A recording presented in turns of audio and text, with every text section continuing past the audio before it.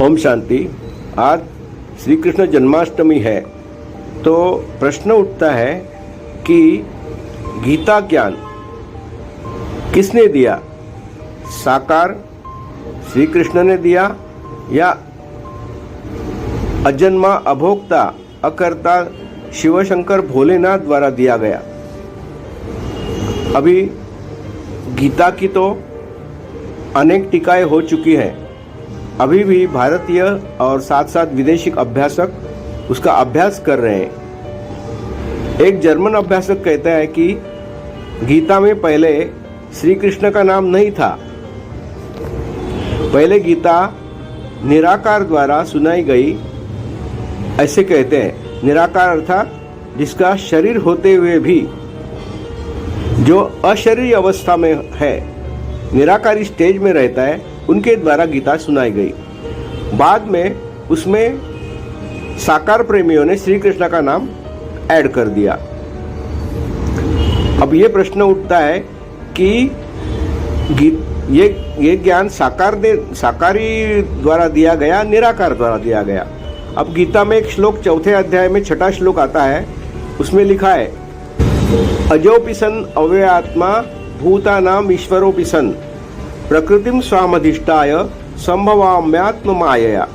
अर्थात मैं सर्वशक्तिमान ईश्वर होते हुए भी प्रकृति को अधीन करके प्रकट होता हूँ।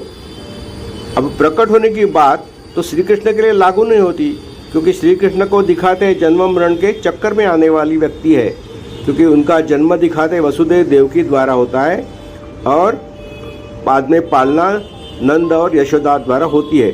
मतलब ये बात श्री कृष्ण के लिए लागू नहीं होती है।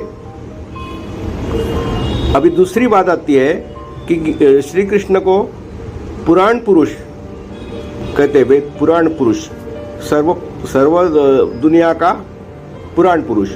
तो गीता में एक श्लोक है 11वां अध्याय में 38वां, उसमें लिखा है त्वम आदिदेव पुरुष पुराण त्वमस्य विश्वस्य परम निधानम वेत्तासि वेद्यम च परम च धाम त्वया ततम विश्वम अनंत रूपम।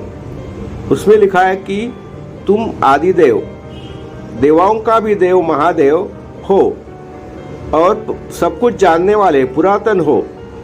तब ये बात तो जन्म मरण के फेरे वाले आने वाले श्री कृष्ण को लागू नहीं होती है। जो आदिदेव मना शंकर, जो जिसकी मृत्यु जन्म वो नहीं दिखाते, तो वो इनके लिए लागू होती है। इससे सिद्ध होता है कि वो पुराण पुरुष, उसको आदि पुरुष नहीं कहेंगे, क्योंकि एक आदि पुरुष माना जो सबके माता पिता हो। अभी जगतः पितरौ वंदे पार्वती परमेश्वरों कहते हैं। जगत के माता पिता कौन है? पार्वती और शंकर।